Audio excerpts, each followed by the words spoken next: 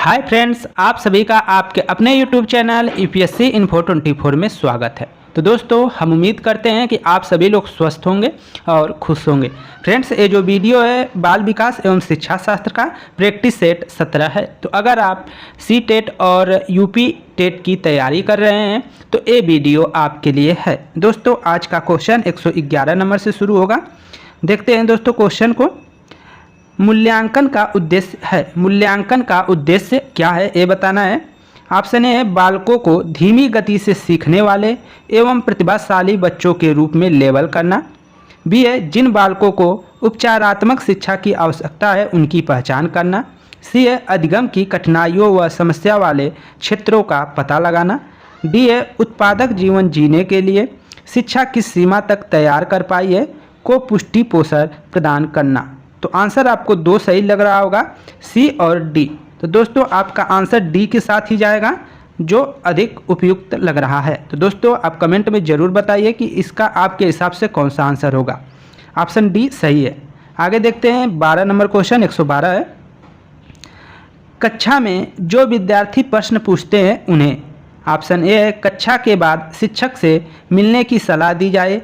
Option B है कक्षा चर्चा में भाग लेने के लिए प्रोत्साहित किया जाना चाहिए। ऑप्शन सी है लगातार प्रश्न पूछने के लिए प्रोत्साहित करना चाहिए। ऑप्शन डी है स्वतंत्र रूप से उत्तर ढूंढने के लिए प्रोत्साहित करना चाहिए। तो इसका जो आंसर हो जाएगा दोस्तों 112 का डी आपका आंसर हो जाएगा। कक्षा में भाग लेने के लिए प्रोत्साहित करना चाहिए। कक्षा में जो विद्यार्थी प्रश्न पूछता है उन्हें कक्षा चर्चा में भाग लेने के लिए प्रोत्साहित करना चाहिए। ऑप्शन आपका बी सही है। अगला क्वेश्चन है 113 नंबर। कक्षा में विद्यार्थियों की रुचि बनाए रखने के लिए एक शिक्षक को उचित है। एक शिक्षक के लिए क्या उचित है ये बताना है। ऑप्शन ए है श्यामपट्ट का प्रयोग। ऑप्शन बी है चर्चा। सी है कहानी कहना। डी है प्रश्न पूछना। तो 113 का जो आंसर हो जाएगा दोस्तों वह डी सही हो जाएगा, प्रश्न पूछना। कक्षा में विद्यार्थियों की रुचि बनाए रखने के लिए एक शिक्षक को उचित है कि प्रश्न पूछते रहना चाहिए। आगे चलते हैं 114 नंबर क्वेश्चन है उपलब्धि अभिप्रेरक के संबंध में निम्न में से कौन सा कथन सही है। उपलब्धि अभिप्रेरक के संबंध में कौन सा कथन सही है ये बताना है। ऑप्शन ए है उपलब्धि अभिप्रेरक जीवित रहने के लिए आवश्यक है। बी है यदि व्यक्तिगत क्षमताओं की संतुष्टि महत्वपूर्ण है तो उपलब्धि अभिप्रेरक को विकास अभिप्रेरक कहा जा सकता है। सी है यदि व्यक्ति के मध्य प्रतियोगिता पर बल है तो उपलब्धि अभिप्रेरक को सामाजिक अभिप्रेरक कहा जा सकता है। डी है उपयुक्त सभी। तो आंसर आपका डी हो जाएगा 114 का डी उपयुक्त सभी उपलब्धि अभिप्रेरक के संबंध में सही कथन है। तो आप नोट कर लीजिएगा। आगे चलते हैं 115 नंबर क्वेश्चन और वीडियो का 5वां क्वेश्चन। दबाव को कम करने एवं परीक्षा में सफलता के लिए आवश्यक है। दबाव को कम करने एवं परीक्षा में सफलता के लिए क्या आवश्यक है ये बताना है। ऑप्शन ए कम अवधि की परीक्षाओं में अंतरण। ऑप्शन बी है विद्यालयी शिक्षा की विभिन्न चरणों में परीक्षा का आयोजन। सी है वार्षिक एवं अर्धवार्षिक परीक्षाएं। डी है विभिन्न प्रवेश परीक्षाओं के लिए विभिन्न एजेंसियों की स्थापना। तो आंसर हो जाएगा 115 का ए सही हो जाएगा, कम अवधि की परीक्षाओं में अंतरण। दबाव को कम करने एवं परीक्षाओं में सफलता के लिए आवश्यक जो है वो कम अवधि की परीक्षाओं में अंतरण, ये आपका सही होगा। आगे चलते हैं 16 नंबर देखते हैं 116 नंबर क्वेश्चन।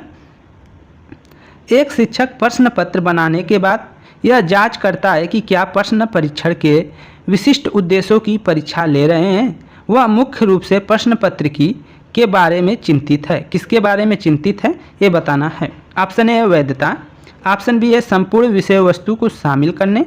ऑप्शन सी है प्रश्नों के प्रकार। ऑप्शन डी है विश्वसनीयता। तो 116 का जो आंसर हो जाएगा वह बी सही हो जाएगा दोस्तों, कि संपूर्ण विषय वस्तु को शामिल करने का।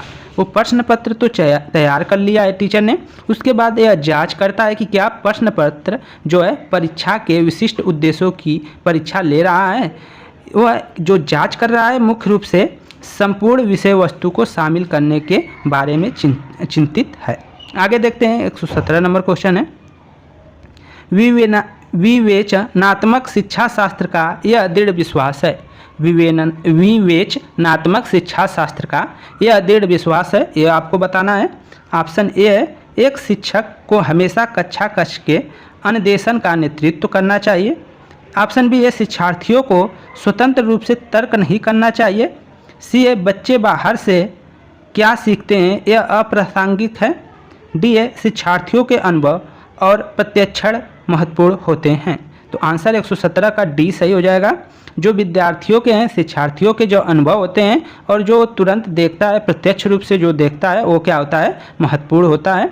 तो विवेचनात्मक शिक्षा शास्त्र का यह दृढ़ विश्वास है कि शिक्षार्थियों के अनुभव और प्रत्यक्षण महत्वपूर्ण होते हैं। तो ऑप्शन आपका डी सही है। आगे देखते हैं 118 नंबर क्वेश्चन। विद्यालयी आधारित आकलन मुख्य रूप से किस सिद्धांत पर आधारित है। स्कूल बेस्ड असेसमेंट मुख्य रूप से किस सिद्धांत पर आधारित है ये बताना है। ऑप्शन ए आकलन बहुत किफ़ायती होनी चाहिए। बी है वाय परीक्षकों की अपेक्षा शिक्षक अपने शिक्षार्थियों की क्षमताओं को बेहतर जानते हैं। सी है किसी भी कीमत पर विद्यार्थियों को अच्छे ग्रेड मिलने चाहिए। सी है विद्यालय वाय परीक्षक निकायों की अपेक्षा ज़्यादा सक्षम है।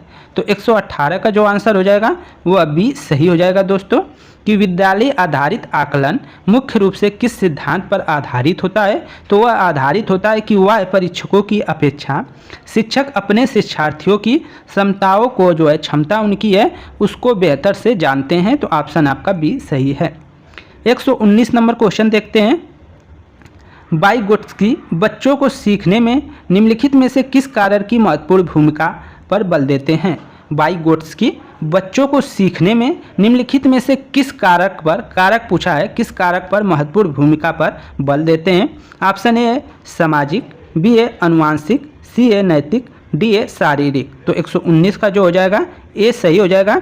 वाइगोट्स्की ने सामाजिक पे ज़्यादा बल दिया है। तो ऑप्शन आपका ए सही हो जाएगा, सामाजिक। आखिरी क्वेश्चन देखते हैं 120 नंबर है। एक शिक्षिका अपने आप से कभी भी प्रश्न के उत्तर नहीं देती। वह अपने विद्यार्थियों को उत्तर देने के लिए सामूहिक चर्चाएं और सहयोगात्मक अधिगम अपनाने के लिए प्रोत्साहित करती है। यह उपागम के सिद्धांत पर आधारित है। यह उपागम ... के सिद्धांत पर आधारित है, ये बताना है। ऑप्शन ए सक्रिय भागीदारिता, ऑप्शन बी है अनुदेशात्मक सामग्री के उचित संगठन, सी है अच्छा उदाहरण प्रस्तुत करना और भूमिका प्रतिरूप बनाना, डी है सीखने की तत्परता। तो आंसर 120 का क्या हो जाएगा दोस्तों, ये सही हो जाएगा, सक्रिय भागीदारी, एक्टिव पार्टिसिपेशन आपका आंसर हो जाएगा। वो कहीं ना कहीं जो है यह जो उपागम का प्रयोग कर रही है वो सक्रिय भागीदारी की उपागम का प्रयोग कर रही है। तो ऑप्शन ए सही होगा। तो फ्रेंड्स ये थे 10 क्वेश्चन। हम उम्मीद करेंगे कि वीडियो पसंद आई होगी। अगर वीडियो पसंद आई है तो वीडियो को लाइक करें, चैनल पे नए हैं तो प्लीज़ चैनल को सब्सक्राइब करें। धन्यवाद साथियों।